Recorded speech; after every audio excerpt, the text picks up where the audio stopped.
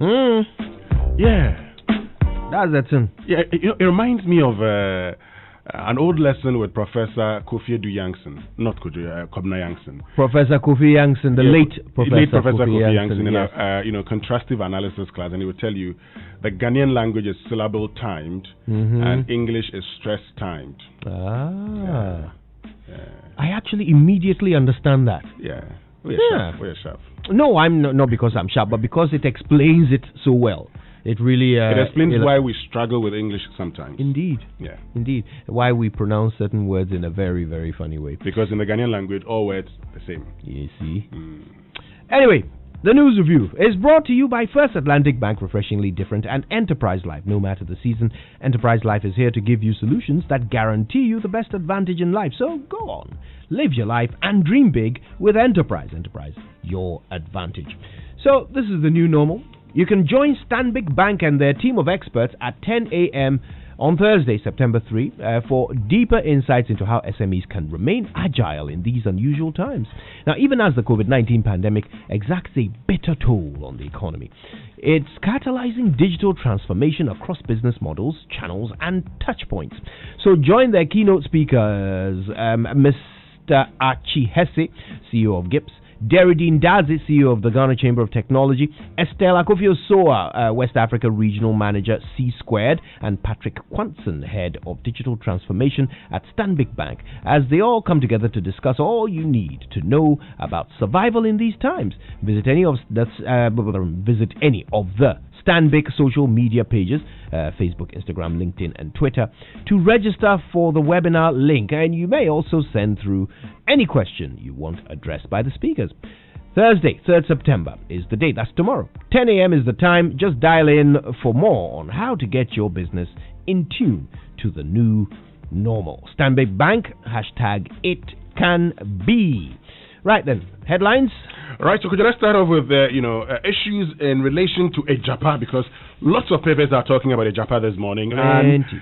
The Daily Statement says NDC hypocrisy exposed over Ejapa as it fights NPP for doing what it sought but failed to do. And then the Chronicle says NDC cooked Ejapa deal in 2011, and still on the front page of the Chronicle, Ejapa deal stinks, we will cancel it. That's according to Minority Leader Haruna Idrisu. And then the Finder, also talks about NDC's Gold Royalty Holding Company targeted $1 billion private capital in 2011. Also on the front page, next NDC government will abrogate Ejapa agreement, Minority Leader. Right, the New Crusading Guide has 2 stories on the front page regarding Ejapa. 2. Count them. All right, first one says government should delay the Ejapa Minerals royalty agreement to allow broader consultation. That's according to Dr. Theo Achampong. But right beneath that headline, Ejapa royalties deal here to stay. And this is being said by someone called Razak Kujo Upuku. You know who that is? That's the convener of CVM. That's, I think, is the Concerned Voters Movement or so. Okay, all right. The Daily Guide has this. AG shreds Ejapa opposers. Also, NDC tried to establish gold company. That's also in relation to Ejapa. And then the Ghanaian Observer brings this. Exposed. NDC introduced gold royalties company deal. And that is the first of 2 headlines on Ejapa. Group endorses Ejapa deal. Is also on the front page of the Ghanaian Observer. That does it. So let's get to the Ghanaian Chronicle again, and this time around it's the Ghana National Petroleum Corporation. GNPC finances cause stir at Public Accounts Committee. And then the Daily Graphic also says GNPC unable to retrieve 778.6 million from debtors. Now this story is making a thread through some of the papers I have as well. But it's captured in the Ghanaian Times like this. 2 MPs clash over line of questioning of GNPC officers at Public Accounts Committee sitting. And it really breaks it down how Mr. James Kluche Abeji and Mr. Mohammed Hadi Tuferu kind of butted heads about what sort of questions could be asked the GNPC officials who appeared before the committee. Mr. Abeji, of course, is the chairman of the committee, and Mr. Tuferu is the deputy ranking member. Essentially, Mr. Abeji, after asking a few questions about the corporate social responsibility money spent by GNPC in 2017, over 5 million of it, he heard a response. Actually, I can break it down a little bit better. So, first, they spoke to someone called Mr. Dadze. Now, Mr. Dadze told the committee that the CSR obligations are channeled through their foundation. Okay, so he said there's a board of trustees, they oversee the activities of the foundation, and a member of the GNPC board chairs the board of trustees. The chief executive is also a member of the board of trustees, and then they make decisions about what to spend money on. But then later, Mrs. Ohene, who is also an employee of GNPC, was asked about some decisions that were made by the foundation to spend some money, and she said she only acted upon the instructions of the board. Okay, so not the foundation, the board. So Mr. Abeji then became interested in why the board was bypassing the foundation to make decisions. This is the point at which Mr. Tuferu jumped in and said, those are not the questions they agreed to ask the GNPC staff. So Mr. Abeji was essentially out of order. Mr. Abeji then proceeded to insist that he's the chairman. Exactly. So he can approve whichever question he wants to ask. This matter of the GNPC board doesn't make an appearance in any of the other papers. Okay, so still linked to issues concerning petroleum, and Piak Iyoko investigate infractions of Petroleum Revenue Management Act also in the Daily Graphic. But let's still stay with the Daily Graphic, because then we're focusing on the chieftaincy institution, because Yana calls for peace, tolerance ahead of December polls, and Ochihine condemns attempts to mar unity between Achime Boakwa and the Gan State. It's on the front page of the Daily Statesman. Right, the Daily Guide has a story on the Ochehene as well. It says Ochehene wants chief at Domfase Chaos arrested. Interesting. So let's get into other stories. And the big one on the front page of the Daily Graphic says, dominance in telecommunications sector, MTN loses case against NCA, and Kotoka International Airport resumes operations. The back page says, College of Technology Education introduces 2 innovations, and the innovations, according to the Daily Graphic, is the automatic energy efficient system that controls the lighting in a room. And we are told the sensory device has been tested and tried for over a year now, and it automatically switches off bulbs, fans, and other electrical gadgets that are connected to it within 10 minutes of the last person leaving the room in order to conserve energy. Right, I've got the Ghanaian Times other stories this morning. 35 million euro waste management plants to be established in the northern region. That's according to Dr. Siawa Japong of Zoomlion.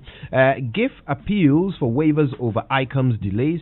Fiase, chiefs and people demonstrate over reinstatement of Paramount Chief. And President inaugurates a Mezofe water supply system. Amejope, right? Jo. Amejope.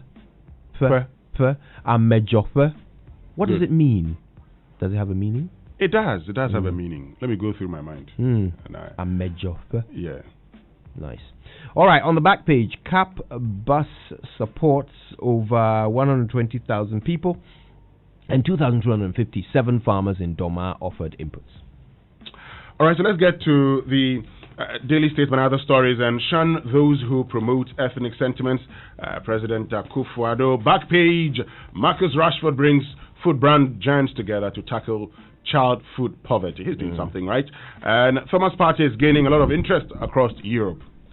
Daily Guide, other stories. Dagbon Peace will bring investors, according to Dr. Siawa Japong. NDC Tritus, we've said that already. Access Bank starts campaign for kids.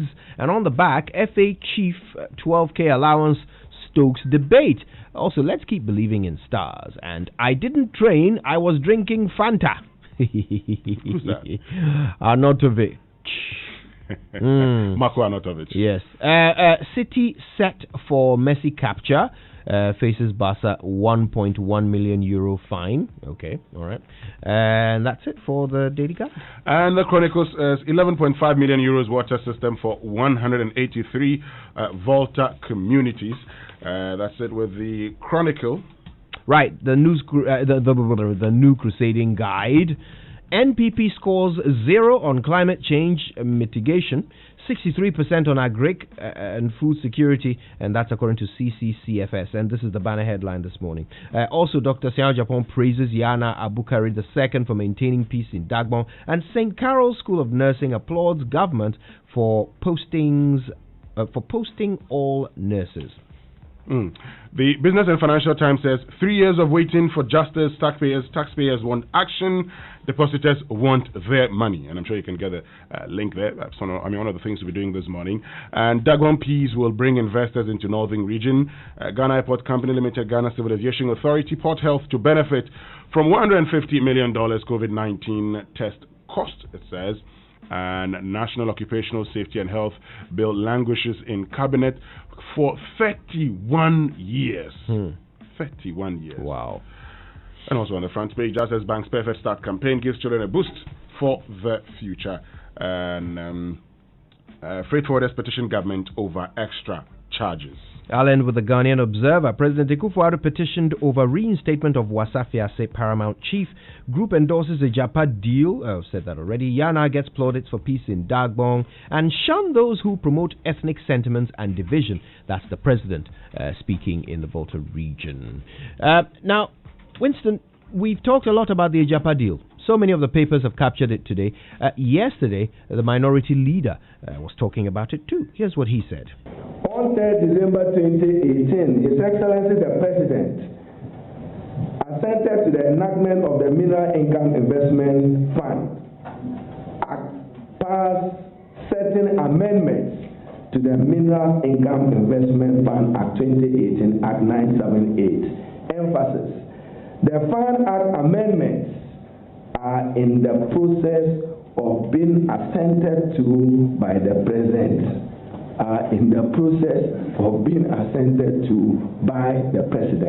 So it means that this transaction was predicated on a law yet to be assented to become law by the President, consistent with Article 106, 7, 8, 9, 10, 11 of the 1992 Constitution. So when the NDC in Parliament says an indecent haste, they could not even simply wait for the President to assent to the amendment to the Mineral Income Investment Fund Act, which forms the basis of this particular transaction. Ladies and gentlemen of the press, let me state emphatically that members of Parliament had just barely 4 hours to scrutinize this agreement. Yet you all heard Deputy Minister for Finance Charles Edubuahin on Joy FM Newsfile say that it took government at least 2 years to negotiate this transaction, but required of Parliament, even in the exercise of oversight, were given just a minimum of 4 hours to conclude this transaction. The NDC minority in Parliament, as you are aware, we took a very strong position on this matter and had to stage a walkout in the national interest. One, to protest the indecent haste with which this high-stakes agreement were being rushed through the necessary parliamentary process, even without presidential assent to the Amendment Act, and also with due regard to the implications and economic ramifications on future revenue from gold. Right, so that's what Haruna Idrisu had to say yesterday at a presser, and this thing is not going away. Clearly some procedural concerns being raised there about how this made its way through Parliament, but these are not the only concerns. We heard Franklin Kujo say on Monday that there will be several other voices joining the debate in the coming days. Shall we do the online review? Sure. It's brought to you by Zenith Bank in your best interest and Goyle Good Energy. Goyle, of course, now allows you to go cashless in style with the GH Link card, which you can now use to pay for all fuel and lubricants at any of their over 400 stations across the country. So what that means is when you make your payment, it will be logged onto your monthly bank statement so that you can track and manage your expenses. It's brilliant. Go cashless and protect yourself and stick to all the COVID-19 protocols in these times. Goyle Good Energy, Goyle Yenara Yenze. Now, before I tell you about Zenith Bank, let me remind you that from violence, conflict, and disasters, they run to us for shelter. We give them a home, and now it's time for us to protect them from another war. Today, COVID-19 only adds to the vulnerability of refugees as they live in overcrowded camps and do not have access to face masks or hand sanitizers and other protective materials. So join the Luku tribe and support the Masks for Refugees campaign. Donate to help keep refugees safe in these COVID-19 times. Now all they have is you. So choose love, donate today, and together we can fight this menace. Send your donation of 50 Ghana cedis or more to *389 *135# or call 059 396 3936. You can also try 050 699 5499 if you want more information. Every life counts. Now, good morning to our friends at Zenith Bank. We love you guys very, very much. Now, if you haven't joined Zenith Bank's easy banking bandwagon yet, then rather do it the easy way. Just dial *966# and you too can be part of Zenith Bank. With Zenith Bank's *966#, you can make transfers, you can top up airtime, make bill payments, you can pay for goods and services, and lots more. The easy banking bandwagon is still on the move, so my sister, jump on it and experience the easy banking with Zenith Bank. The *966# service is available to both account and non-account holders. Zenith Bank, in your best interest. Right now, it's time for us to run through the headlines. Vengeance is the Lord's, private school teachers tell Akufo-Addo. Residents of Bontibo go get borehole from Promasidor. Neil Antivanderpoy was assaulted by boys who defected from the NDC, that's according to NPP, a parliamentary candidate for Odudu. And other online stories include citynewsroom.com, confusion rocks PAC sitting over GNPC allocation to Rebecca Foundation and of Chihine. Mirror.co.uk has Greece holiday chaos ahead as pressure grows on England to bring back quarantine. The Sun.co.uk has Brit death probe. Brit billionaires bankers speedboat examined by cops investigating the death of mom of 4 killed by propeller in Corfu. All right, time for the BBC, and it's brought to you by Fidelity Bank. Believe with us.